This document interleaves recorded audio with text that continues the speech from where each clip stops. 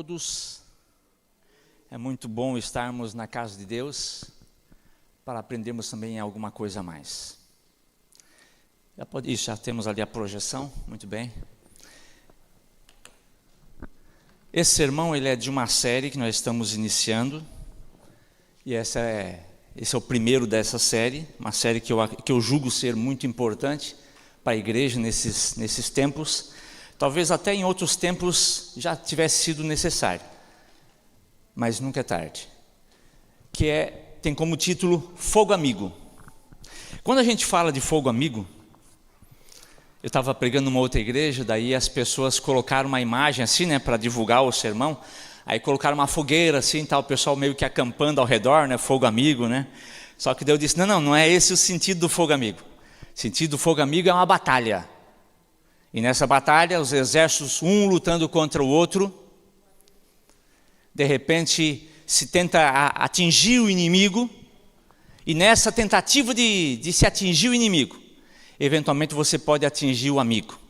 Aí esse é o sentido de um fogo amigo.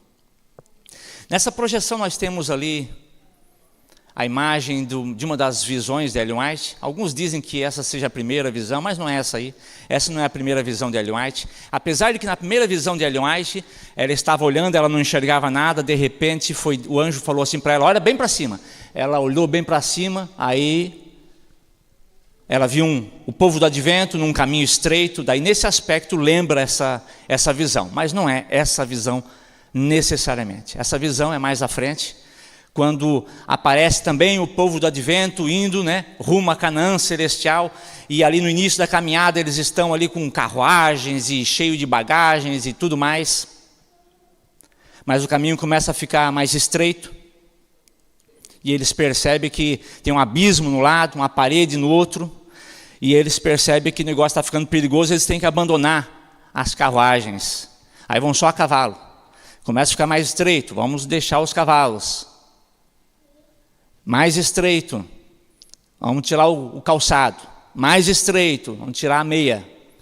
Aí começam a segurar naquelas cordas, e mais lá na frente eles veem assim um campo muito bonito, daí eles têm que impulsionar assim para poder passar para aquele outro lado. Eles ficam pensando, quem será que está segurando? Será que está seguro essas cordas? E uma frase de Ellen White diz assim, justamente nessa visão: a cada mudança que havia, quando estava da carruagem, agora ficar sem carruagem, quando estava com cavalo, depois ficar sem cavalo, quando estava de calçado, daqui a pouco estava só de meia, daqui a pouco estava sem meia. Cada mudança, quanto mais o caminho ia ficando estreito, muitas pessoas ficavam pelo caminho. E essa é a história da nossa igreja. Eu estou na igreja há 42 anos. Mês que vem agora, dia 31 de janeiro, faz 43 anos que eu sou adventista. E eu já tenho visto, eu tenho certeza que muitos de vocês também, eu tenho visto assim, muitas dificuldades pelas quais a igreja tem passado. Às vezes quando a gente olha assim por cima, dá a impressão que a igreja está sempre tudo certinho e tal, né? Mas vez por outra a gente consegue ver exatamente o que está nessa imagem. A gente consegue ver pessoas se afastando. Alguns se afastam por uma linha mais parecida com a do mundo, começam a ficar muito próximos do mundo, e daqui a pouco não se percebe mais nenhuma diferença. Outros vão para um outro extremo. E muitas pessoas também abandonam esse caminho por uma linha mais extremista. Então, independente dos extremos, de conservador ou mais uma linha mais liberal, são extremos que essas pessoas vão ficando pelo caminho. Quando a gente estuda a história da igreja, e é muito importante a gente também conhecer a história da igreja adventista, a gente percebe que com o passar do tempo foram surgindo várias situações, movimentos e questões que muitas pessoas foram ficando pelo caminho. Algumas, como eu falei, seguindo uma linha mais liberal, outros uma linha mais extrema assim, por rigor, por exagero, por fanatismo. Os dois lados, extremos, sempre problemáticos.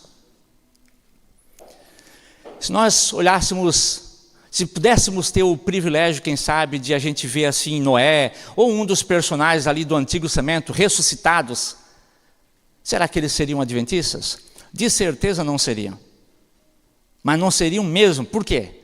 Porque a verdade que eles conheciam naquele tempo, a verdade presente para eles, era diferente da nossa. E quando a gente vai para o Novo Testamento, de igual forma, às vezes a gente podia pensar assim, não, mas aí se João, se algum outro dos discípulos, né, ressuscitasse, ele viria direto para a igreja adventista. Não, não viria. Existe um crescente.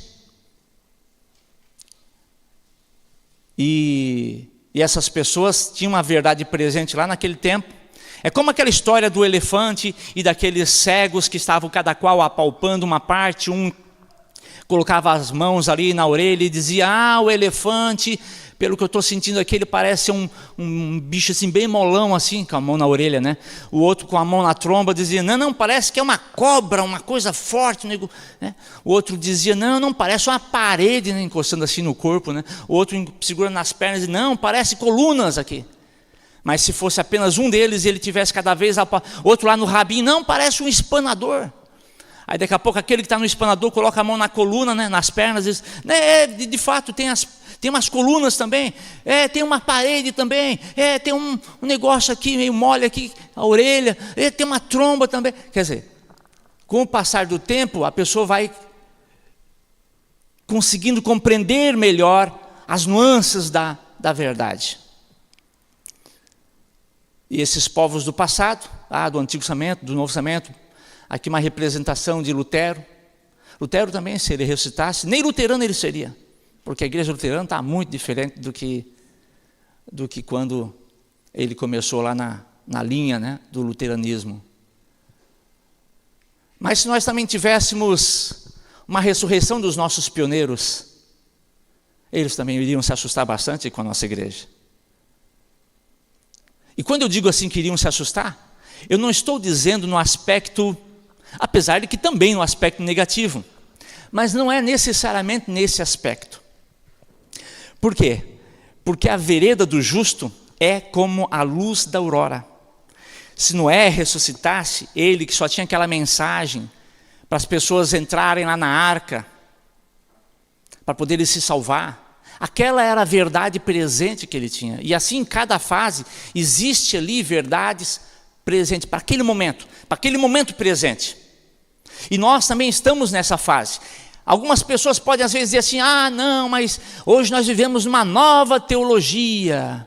Eu quero viver a teologia dos pioneiros da igreja adventista. Eles não sabem o que estão falando. Porque quando a gente olha para a nossa igreja, para a doutrina que fundamenta a nossa igreja, Daniel capítulo 8, versículos 12 a 14, verso 12, diz lá que a verdade foi lançada por terra. Verso 13 é perguntado, então, mas até quando? Verso 14, até 2.300 tardes e manhãs. A verdade seria restaurada a partir de 1844. Quando a gente fala a partir de 1844, vocês talvez, ou algumas pessoas talvez possam imaginar assim, ali eles já acreditavam em todas as doutrinas que nós cremos hoje em dia, em todas as crenças, porque a verdade foi restaurada a partir de 1844. Então eles criam exatamente como nós cremos hoje em todos os aspectos. Não. Ali tinha um misto de pessoas de todas as religiões, denominações que existiam na época. Metodista, anglicano, católico, batista, presbiteriano, luterano, era o que tinha naquele tempo. Um não acreditava na Trindade. Vários deles, inclusive. Outros tinham outras crenças. E a igreja surge para restaurar essa verdade. E cada qual com as suas crenças diferentes. Mas havia uma crença que unia todo aquele grupo, que era a crença na volta de Jesus. A única crença que unia todo aquele grupo era a crença na volta de Jesus. Aí depois, com o passar do tempo, com o estudo da palavra de Deus, eles foram consolidando as demais doutrinas que nós temos hoje em dia. Então, quando alguém diz assim, eu queria ter a doutrina dos pioneiros, ele não sabe o que está falando. Porque de repente ele vai ter que desacreditar na Trindade. Daqui a pouco eu vou falar sobre outras crenças que eles tinham naquele tempo que nós jamais aceitaríamos. Existem algumas histórias da Bíblia, eu coloquei 3 aqui, nós só vamos ler uma delas. Mas aqui é onde fala ali da rebelião de Datã, Abirã, Coré, depende da tradução, pode às vezes ter um nome um pouco diferente. Aos nossos olhos hoje em dia, imagine você, se você estivesse num grupo religioso, num povo, um suposto povo de Deus, em que os líderes eram Moisés, Miriam, sua irmã, e Arão, seu irmão. A família. Aí quem sabe os demais ali podiam olhar assim, negócio meio estranho, né? A família. É o irmão, é a irmã, quer dizer, é só a cúpula ali, né? Alguns poderiam olhar assim com os nossos olhos hoje em dia. Isso seria até imoral hoje em dia, né? Se fosse alguma coisa assim nesse aspecto. Mas naquele tempo, e eu acho fantástico isso, porque Deus permite coisas que aconteçam no seu povo para fazer certos sentimentos que estão assim lá no fundo do nosso coração, eles aflorarem. Sentimentos negativos, que se tudo fosse perfeito, se eles tivessem feito, quem sabe naquele tempo já uma espécie de uma democracia, onde eles fossem escolher ali alguma coisa assim, né? Aí quem sabe as pessoas ficariam um pouco mais satisfeitas, quem sabe, mas Deus não escolheu assim. Deus disse, não, é Arão, Arão vai ser o porta-voz, você vai ser como se fosse Deus para ele, e vai falar para ele vai falar lá com o faraó e tal. Nós hoje poderíamos ficar assim meio, né? E naquele tempo também as pessoas ficaram assim. E eles pensavam, só eles que são santos, o povo também não é santo? O povo também não, Deus não pode falar conosco também? Que negócio é esse? Quem foi que escolheu afinal? Quem que escolheu Arão? Que negócio é esse? Nossa, só a cúpula familiar? Nossa, essa história está mal contada. Bom, então cada um pega lá o seu incensário e tal. Bom, o resultado. O deserto, lá o chão se abriu e os rebeldes foram devorados, vivos. Imagina a cena, negócio terrível. E a família foi junto. Às vezes alguém decide e leva a família para o buraco, literalmente para o buraco. Um outro episódio, esse eu gostaria que você abrisse a sua Bíblia. Está lá o texto, 1 Samuel.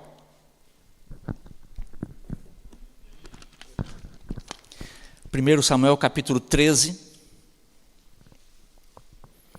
1 Samuel capítulo 13. Aqui contando o episódio de Saul. Samuel tinha dito para Saul, você me aguarda lá, até tal momento.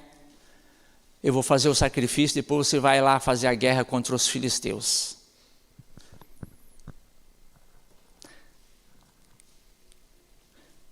Primeiro Samuel, capítulo 13, versículos 8 em diante. Esperou Saul 7 dias, segundo o prazo determinado por Samuel. Não vindo, porém, Samuel a Gilgal, o povo se foi espalhando dali. Quer dizer, o povo começou a ir embora. Aí Saul ficou meio preocupado. Então disse Saul, trazei-me aqui o holocausto e ofertas pacíficas. E ofereceu o holocausto. Mal acabara ele de oferecer o holocausto, eis que chega Samuel. Saul lhe saiu ao encontro para o saudar. Samuel perguntou, que fizeste? Respondeu Saul, vendo que o povo se ia espalhando daqui, e que tu não vinhas nos dias aprazados, conforme a gente tinha marcado, não veio, né, conforme a gente marcou, e que os filisteus já se tinham ajuntado em Micmas, eu disse comigo, agora descerão os filisteus contra mim, em Gilgal e tal. Aí ele pegou e fez loucura. O prazo era de 7 dias. Por que Samuel não foi no primeiro dia? Tinha um prazo, né? Entre tal dia até tal dia eu vou chegar lá. Os dias foram se passando, o povo foi desanimando. E o povo começou a ir embora. Aí quando Saul viu que o povo estava indo embora, ele disse, não, eu não posso ficar aqui sozinho aqui, eu tenho que fazer alguma coisa, tenho que Tem que fazer alguma coisa por minha própria conta. Aí ele tomou lá e disse, não, traz aqui, eu vou fazer o sacrifício. E fez o sacrifício. Isso acontece na igreja também. Quantas vezes a gente não quer esperar Deus conduzir? De repente a gente imagina uma coisa, não, mas tal coisa não pode ser assim. Deus não está guiando o seu povo, porque senão tal coisa não iria acontecer. Eu vou ter que fazer alguma coisa. Eu lembro até, um tempo atrás, o pessoal publicou uma Bíblia White. Seria até interessante, né, se a casa publicadora tivesse publicado. E daí, de repente, alguém manda lá um WhatsApp, né, lá para a casa publicadora e pergunta, por que você não publica uma Bíblia com comentário da Ellen White? Daí eles dizem, não, mas nem estamos nesses planos de fazer isso. É mesmo? É bom eu saber. Então nós vamos fazer por conta. As mesmas pessoas que às vezes dizem assim, nós cremos muito em Ellen White, a gente crê tanto em Ellen White que a gente quer uma Bíblia de Ellen White. Mas espera um pouquinho, o que Ellen White falou sobre quem vai produzir material para ela? Ellen White deixou em testamento, dizendo assim, existe uma comissão, que são os depositários dos escritos de Ellen White, e eles são responsáveis pela publicação de todo e qualquer livro de Ellen White. Mas aí algumas pessoas olharam assim, não, Ellen White falou isso, mas a igreja já passou da hora de publicar alguma coisa assim. Nós vamos fazer por conta. Veja que interessante. Isso é um exemplo, mas tem várias outras situações. Talvez até aqui na igreja local aconteçam coisas semelhantes. As pessoas querem passar na frente da guia divina. Deus está conduzindo o povo, mas tem horas que a pessoa pensa assim, não, mas Saul, no caso de Saul, né? Samuel disse que viria aqui até hoje. O povo já está indo embora, já está vazando. Vou ter que fazer alguma coisa, não vou ficar aqui sozinho. E é incrível que Samuel chega logo depois. O que foi que tu fez? Como eu falei, Samuel poderia ter chegado ali no primeiro dia, no segundo, terceiro, quarto, quinto, sexto, até no sétimo dia mesmo. Mas ele deixou para a última hora. Por que para a última hora?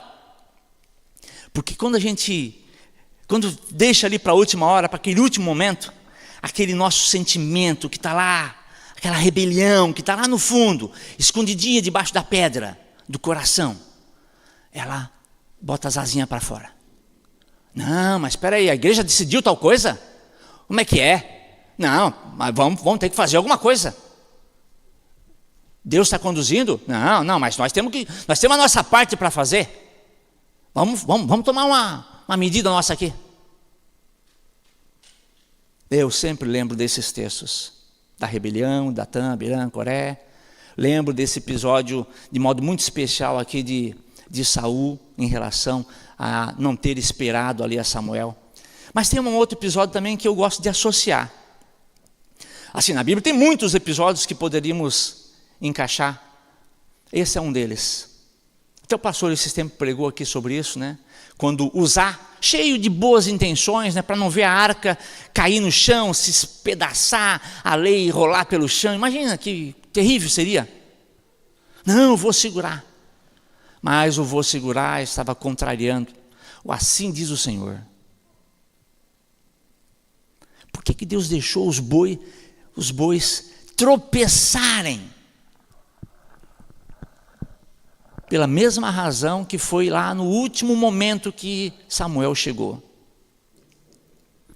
Muitas vezes a gente olha assim, né, dá a impressão assim, por que Deus não aparece para mostrar para os ateus que ele existe, né, para acabar com isso, né, para ninguém ter desculpa, né? Não, Deus faz questão de não aparecer. Esse é um propósito divino. Se Deus aparecesse, para que fé? Não precisaria ter fé. Quando a gente olha, por exemplo, para a história estou fazendo o ano bíblico lá com os filhos, e até na lição dos juvenis a gente está vendo essa questão lá do nascimento lá de Jesus. E Maria, quando recebe a mensagem lá do anjo que iria ser a mãe do Salvador, a mãe do Messias, Logo depois, ela vai lá para a casa de Isabel. E lá ela fica um tempo lá. E quando ela volta barriguda. Aí as pessoas dizem, poxa vida, que feio. Maria já prometida para José, vai viajar e volta grávida. Nossa, que baixaria. Que feia. Por que ela foi para lá? Por que não ficou ali para ninguém ter dúvidas, né? Não, tá. Foi José, né? Não, ela nem perto dele estava, né? Quer dizer, por isso que depois dos judeus eles acusavam, eles, nós sabemos que é o nosso pai, Abraão, mas tu, né, bastardo, tal. As coisas de Deus são assim. Deus permite que certas coisas aconteçam para que lá debaixo da pedrinha possam sair as asinhas da rebelião no nosso coração. Mas tal coisa acontecendo na igreja? Não, isso não tem condições. Cadê Deus que está conduzindo esse povo? Não pode ser verdade isso. Deus não pode estar conduzindo o povo, está fazendo tal coisa. Deus vai permitindo essas coisas, justamente para que você revele o que é que está lá nas profundezas. Olha alguns textos aqui de Ellen White. Eu vou ler por aqui que fica mais fácil para mim. Quando homens se levantam pretendendo ter uma mensagem de Deus, mas em vez de combaterem contra os principados e potestades e os príncipes das trevas desse mundo, eles formam um falso esquadrão, um falso exército, né? Uma falsa companhia ali de militar, né? Virando as armas de guerra contra a igreja militante. Tende medo deles. Não possuem as credenciais divinas. Não possuem as credenciais divinas. Eles não têm o crachá de mensageiros de Deus. Se em vez de combater o mundo lá fora, em vez de pregar o evangelho, em vez de converter pessoas, eles estão virando as armas para a igreja. Olha lá o pastor lá comendo carne. Olha lá não sei quem fazendo não sei o quê. Aquele lá, adultério. Quando está virando as armas para a igreja, em vez de apontar as armas para o mundo, para converter as pessoas, tende medo deles. Eles estão aí, mas não são dos nossos. Não possuem as credenciais divinas. Deus não lhes deu tal responsabilidade no trabalho. Olha só. Não, meu trabalho aqui é purificar a igreja, porque isso está errado, não pode ser, isso é um absurdo. Eles desejam derrubar aquilo que Deus deseja restaurar pela mensagem de Laodiceia. Quando a gente olha para o passado, não, porque hoje nós estamos numa nova teologia e tal, né? Nós temos que voltar para a teologia dos pioneiros, é mesmo? Guardar o domingo? Comer carne de porco? Ou quando começar a guardar o sábado de 6 horas a 6 horas, 18 horas a 18 horas? Não acreditar na Trindade? Acreditar na porta fechada? O que é a doutrina da porta fechada? Eles, quando o início do movimento, eles acreditavam que a porta da graça já tinha se fechado, porque Jesus já ia voltar em 1844. Não veio? Pode ser que seja daqui a pouco, né? Estardar, aguarda, tal, né? Mas nem adianta mais pregar para o mundo, o povo aí já teve a sua oportunidade.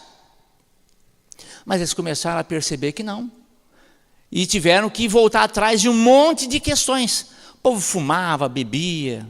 Eles não tinham luz sobre a questão alimentar. Comiam carne de porco. Essa era a doutrina dos pioneiros. Que alguns às vezes diziam assim, eu quero voltar, porque essa nova teologia é um absurdo. Nós queremos as doutrinas dos pioneiros. Mas em que ponto? E lembrando que a luz da aurora, a verdade ali é como a luz da aurora, é como o amanhecer, cada vez vai se tornando mais claro, até se tornar dia perfeito. Existe um episódio que eu acho muito interessante, que está relacionado à questão da carne do porco. Havia naquele tempo um irmão que estava pregando, dizendo, olha, a igreja não tinha luz sobre esse assunto. E ele falou assim, falava para a igreja, olha, nós não podemos comer carne de porco, está escrito na Bíblia, está errado. Quem come carne de porco, isso aí não está do lado de Deus, isso é coisa de abominação e tal, né? O que Ellen White falou para ele? Não se assustem, por favor. É só a gente ler um pouquinho que a gente vai compreender o que ela está falando. Olha só, a igreja não tinha luz sobre essa questão da carne de porco. Todo mundo comia carne de porco. E o cara estava certo. Só que ele estava agindo de uma forma que Ellen White disse, do jeito que tu está fazendo está errado. Vi que suas ideias, Ellen White falando para esse irmão, sobre a carne de porco, não seriam prejudiciais se vocês as retivessem para si mesmos. Mas em seu julgamento e opinião, os irmãos têm feito dessa questão uma prova. Uma prova quer dizer assim, né? Se é fiel, aí não come carne de porco. Se é infiel, aí come carne de porco. Aí ele, de certa forma, ele estava certo, né? Porque é bíblico. A carne de porco não é para nós. Mas a igreja naquele momento não tinha essa luz. Ellen White repreendeu ele. E ele estava certo. Mas estava errado na forma de fazer. Mesmo que você tenha a verdade, se você não trazer, não fizer, não conduzir da forma correta, está errado. Se ele retivesse para si mesmo, não teria problema. Mas em seu julgamento e opinião, os irmãos têm feito dessa questão uma prova. E seus atos têm demonstrado o que vocês creem sobre isso. Se Deus achar por bem que seu povo se abstenha da carne de porco, Ele, Deus, os convencerá a respeito. Ele, Deus, está tão disposto a mostrar o dever a seus filhos sinceros, como também a indivíduos sobre quem o Senhor não confiou as responsabilidades da obra. Ellen White falou, olha, se for da vontade de Deus, Deus vai mostrar que a igreja tem que cuidar com isso. Enquanto isso, guarda para você. Porque a forma como você está fazendo e colocando esse aspecto como se fosse uma questão de prova, está errado. E o texto continua. Se for dever da igreja abster-se da carne de porco, Deus o revelará a mais do que 2 ou 3 pessoas. Ele, Deus, ensinará à igreja o seu dever. E foi isso que aconteceu. Deus conduziu a sua igreja de acordo com essa forma. Não sei se vocês se lembram, mas teve uma ocasião em que teve lá no Chile, os mineiros ficaram soterrados de um bom tempo e tal, até era chamado o acampamento Esperança, que estava lá em cima. Quando eles saíram de lá, eles tiveram que ficar um bom tempo em todas umas barracas, os negócios tudo bem fechadinho. Por quê? Porque eles estavam acostumados com a escuridão. Mesmo tendo lanternas e tal, mas eles não podiam ser levados diretamente para a luz do dia. Então foi assim algo gradual, eles iam abrindo a iluminação bem devagarinho, com o passar dos dias, até conseguir sair e ver a família. Eles estavam ali próximos, quem sabe só uma cortina ali, uma tenda. Mas eles não tinham condições de ir diretamente para a luz. Isso aconteceu desde a Reforma e também na Igreja Adventista. Não poderia assim, a hora que surgiu 1844, as doutrinas são essas. Não é assim. Eu gostaria que fosse assim. Mas não é assim, não foi assim. E não é ainda assim. Nós ainda estamos em processo. Por isso que a Igreja Adventista, lá no Nisso Cremos, a igreja sempre teve uma resistência muito grande em criar ali um credo. O que é um credo? Um credo é uma lista de doutrinas, uma lista de crenças. A Igreja Adventista sempre foi resistente a formar um credo. Por quê? Porque o nosso credo é a Bíblia. Ellen White sempre afirmou. E essa afirmação é da igreja ainda hoje. O nosso credo está aqui, é a Bíblia. É aquilo que Deus mostrar pela Bíblia. A gente não vai morrer de amor por nenhuma crença do passado. Porque quem acredita em crença do passado é a tradição. E Jesus foi muito contra a tradição quando ela é contrária ao assim diz o Senhor. Isso aqui é o nosso credo.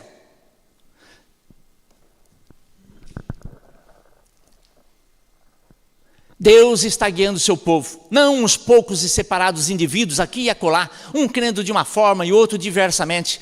Os anjos de Deus estão fazendo a obra que lhes foi designada para conduzir a igreja. O terceiro anjo está conduzindo e purificando um povo, o qual se moverá em união com ele. Alguns afobados, né, assim como Saul, né, em vez de esperar o tempo conforme Deus tinha dito, conforme ele tinha marcado lá para Samuel, não, já vou fazer o sacrifício agora. Alguns fazem assim também em relação à igreja, querem às vezes ir na frente e quer ser mais importante com a liderança da igreja, e dizer, não, essa liderança aí que come carne aí, não dá nem para confiar nesse povo. Alguns vão adiante dos anjos que estão dirigindo o povo, mas acabam tendo de rever cada passo e timidamente não seguir mais rápido do que os anjos dirigem. Vi que os anjos de Deus não levariam seu povo mais depressa do que pudessem compreender e agir segundo as importantes verdades que lhes são comunicadas. Mas alguns espíritos inquietos não fazem mais do que a metade do seu trabalho. À medida que o anjo os conduz, anseiam por algo novo e apressam-se sem a divina guia, causando assim confusão e discórdia nas fileiras. Eles não falam nem agem em harmonia com a igreja. Não falam e nem agem em harmonia com a igreja. Aí tu vai conversar com alguns, isso hoje em dia. Não, nós cremos igual como está no Nisso Cremos. Daí eu peguei o Nisso Cremos, é mesmo. Aqui fala assim sobre a humanidade de Cristo. Você acredita assim? Não, é meio diferente, é porque a igreja apostatou. Ellen White diz que nós temos que ir pela Bíblia. É assim que você acredita? Não, é porque Ellen White é igual à Bíblia, então nós vamos por Ellen White. Não. Quer dizer, eu peguei ali aproximadamente sete crenças diferentes. Mas se você vai, não, jura de pé junto que é a mesma coisa. Se você não conhece, você acha que é mesmo. Eles são fiéis, eles cuidam com alimentação, eles cuidam com não sei o quê. Não deve ser mesmo. Vi que vocês têm que adotar, sem demora, uma atitude que estejam dispostos a ser conduzidos, em vez de pretenderem guiar. Ou Satanás se aproveitará e os guiará a seu modo, segundo o seu conselho. Alguns olham para as ideias fixas dos irmãos e os consideram prova de humildade. Não, mas eles são tão fixos, né? Eles acreditam que tem que ser assim mesmo.